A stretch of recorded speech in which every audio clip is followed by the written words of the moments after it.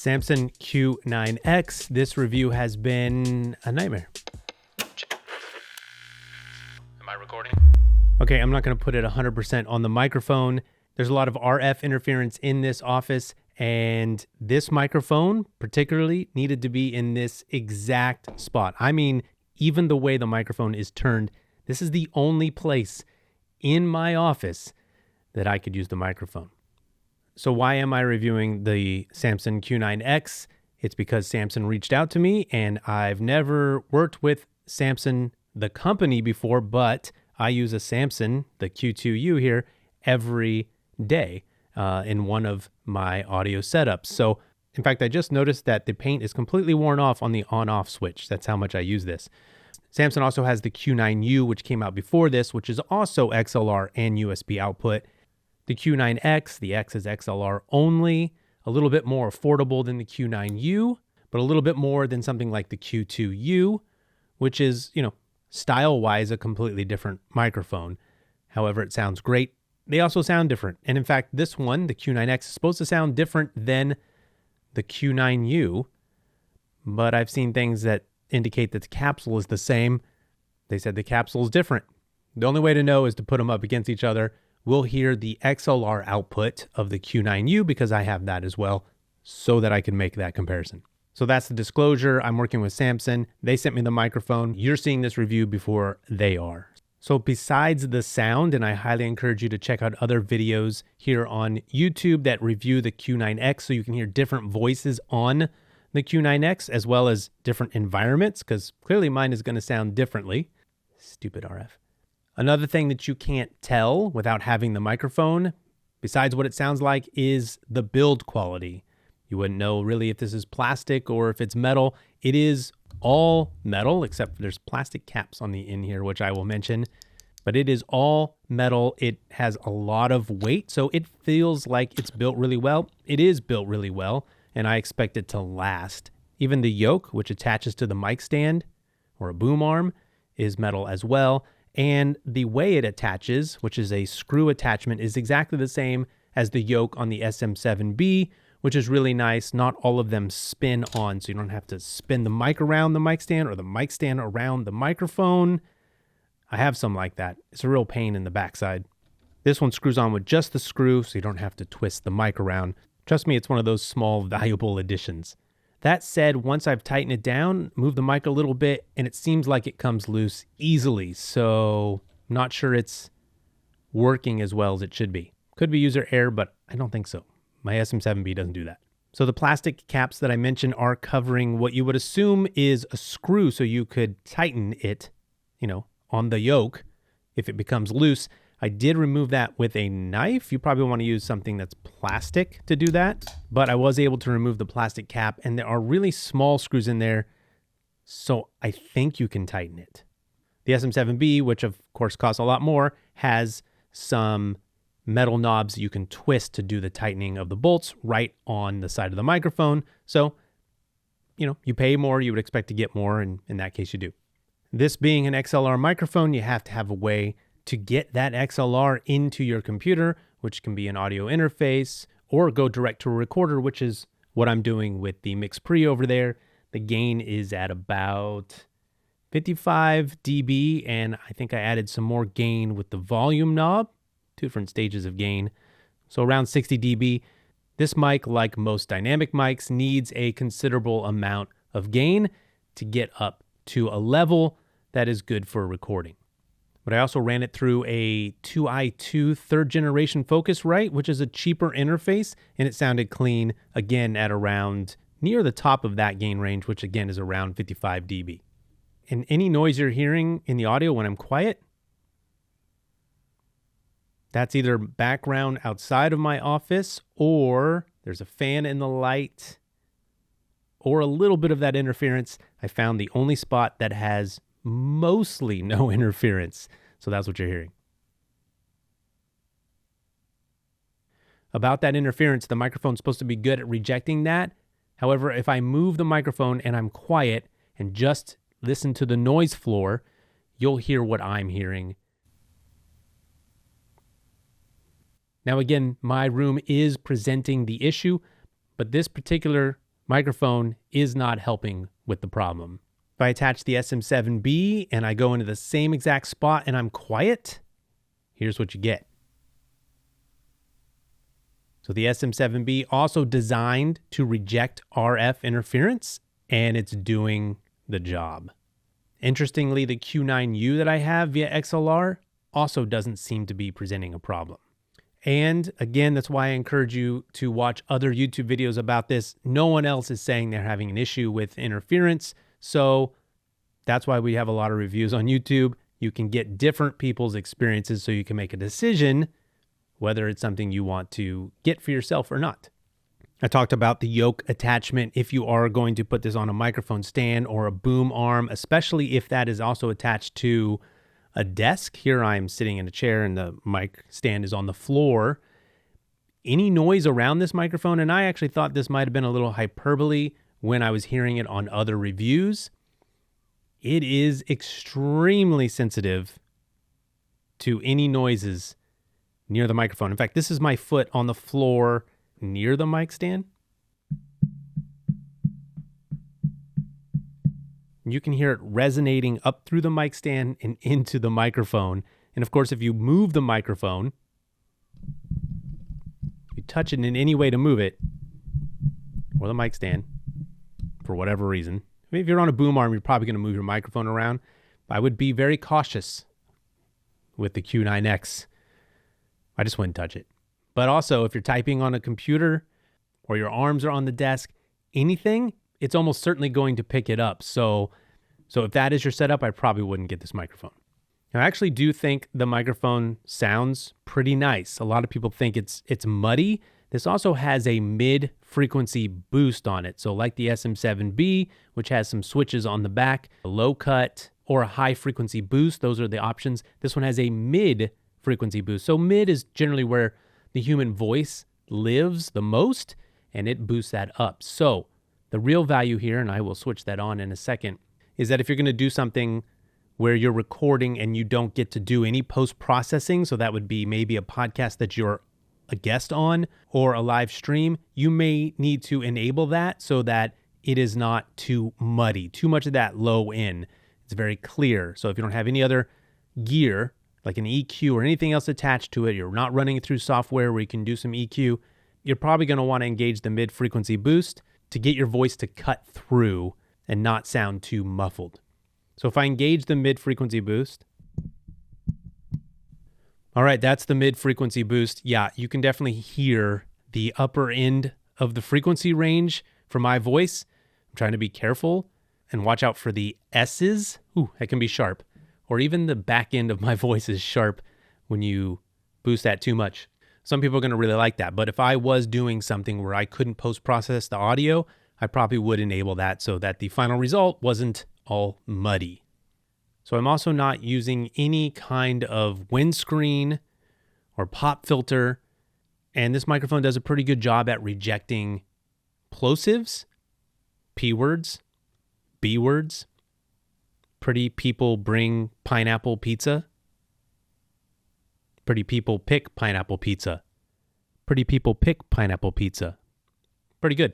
That's without any windscreen. But it does come with actually quite nice, large windscreen. Let me put that on. I have to get it. All right, so this is it. Big, giant windscreen. Again, like the SM7B, this comes with it. And so if you do have heavy plosives or maybe even some strong sibilants, which again, this microphone pretty good at rejecting both of those, you can put this on. But again, I have the mid-frequency boost on, but now I've put this on, which takes away the mid-frequency. So we're back to a muddier sound. So I probably wouldn't use this if I wanted to have that mid-frequency boost really come through. You can hear the boost is on, but it's still dark, or it's dark again. So I take it off there and you can hear much more clarity in my voice. So just depends on your voice whether you're going to need to use this or not. I do not. So related to that mid-frequency boost, one of the value adds, it's like, why would you get this microphone over the Q9U, over the PodMic, over the MV7X? There's a lot of competition in this price range, the 200 or less broadcast barrel style dynamic microphone. Why would you get this one? You've heard it has some issues. Every mic has its own issues. Okay, we're back to flat. Wow, it sounds a lot flatter actually to me now. It sounded fine when I started, but having the mid-frequency boost, I think I like that. It's probably not something I'd want to bake into a recording anyways. I'm going to do it in post-processing, so I would probably leave that off for recordings so that I could go into post-processing later and control it the way I want to. And of course, not having that boost baked into the audio gives you way more options. But this microphone, being under $200, competes with a lot of other microphones like it. So, maybe why would you be buying the Q9X or considering it? I would say it's darker sound, or at least the lack of enhancing that mid-frequency or that high frequency plays well for someone who has heavy sibilants in their voice. The sound their mouth makes when they say words with the letter S in it can be really sharp. And in fact, I work with some people who I would and have got this microphone for because their S's are so sharp that I can control where I want to boost exactly in the frequency range to enhance, to get more intelligibility, the way you heard it when I had the mid-frequency boost on my voice. How do I get that without it being baked in and having the microphone enhance that sibilance? So if that's you, the Q9X may be a microphone that you consider to mitigate the sibilance of your voice. Is it your voice? It's your mouth. It's your mouth sibilance. But microphones like the Q2U, the ATR 2100, the PodMic, maybe the MV7X, I don't recall. I do have a review though. Those microphones often do enhance, because they're made for vocals, enhance intelligibility, that brighter end of the frequency range. And some of those microphones on some of the people that I have recorded are not good because they make that really sharp ringing S sound. So this microphone, pretty flat, doesn't enhance that, especially if you're using that windscreen that I threw away. So I did mention some other microphones that are in the price range of this Q9X.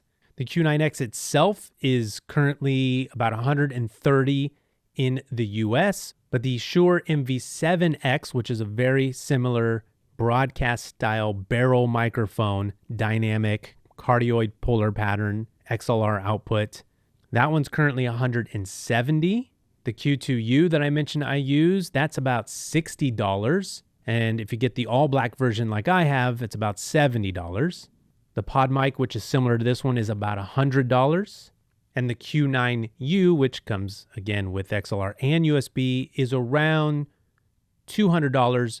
But at the time of recording this, it was actually on sale for many months. So make sure you can't get that microphone for cheaper, like $155. And then you might as well have the USB to go with it if you think that's something you need or want.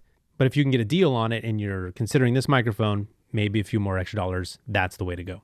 In terms of rejection, this is a dynamic microphone, cardioid, polar pattern. Both of those things are important when we're talking about rejection.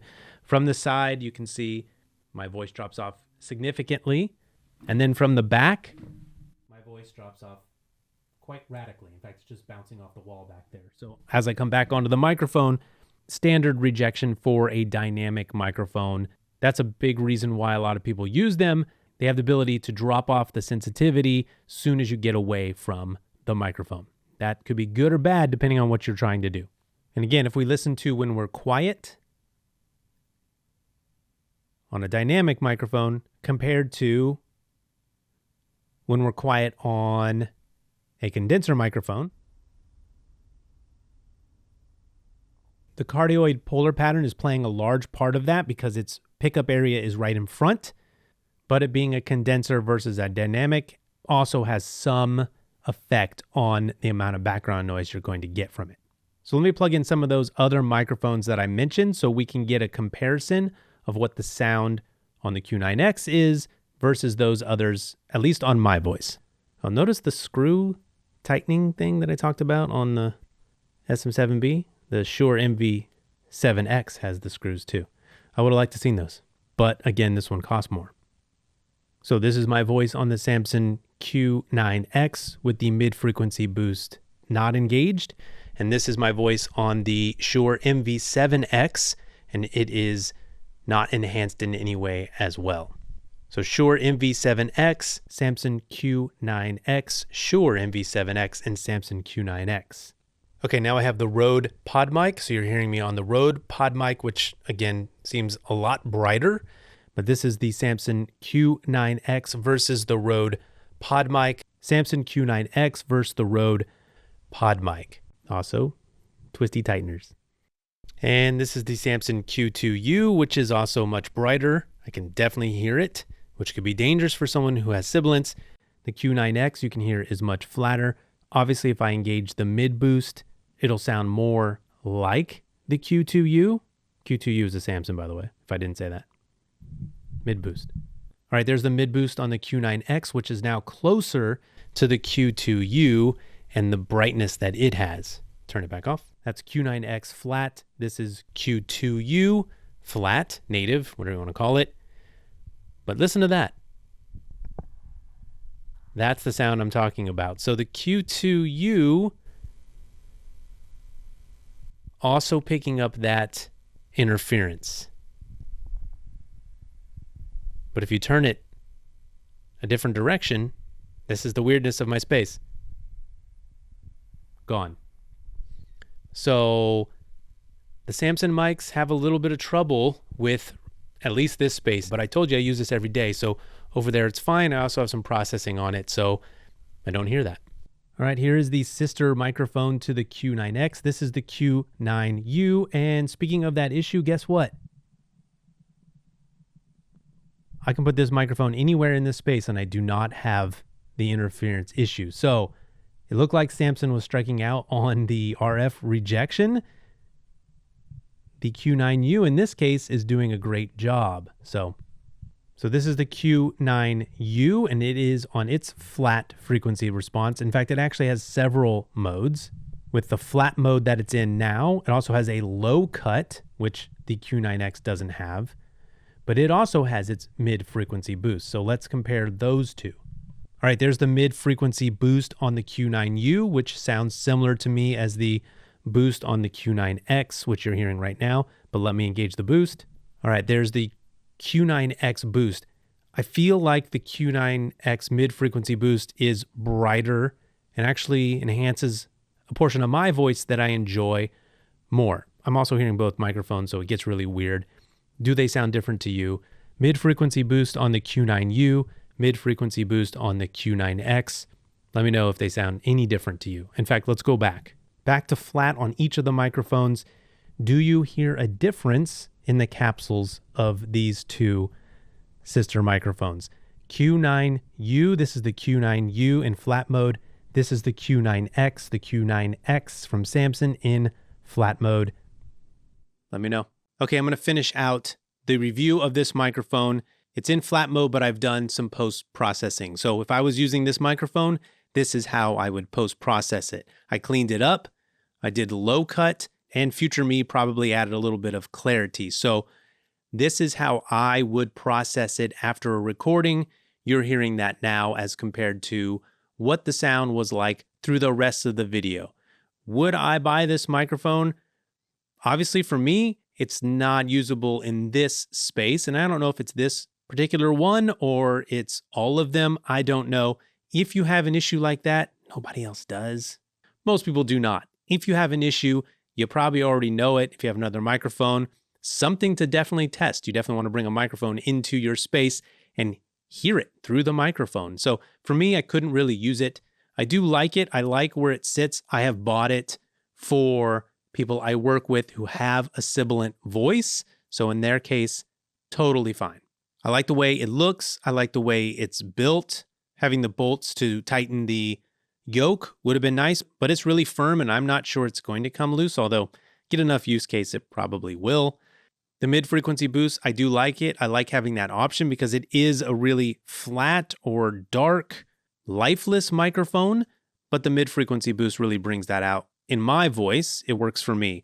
That could be a bad range for your voice. So if you, again, have a really high voice or is very sibilant, that might not be a feature for you. But in that case, this microphone in its flat mode could work for you. It definitely has competition in its price point, which is nice because you can go to those other videos, listen, pick a voice that's sort of similar to yours, and see what microphone might be best for you. You won't know until you try it. Hopefully there's a return policy that you can return the microphone, because it is hard to shop for a microphone via YouTube videos.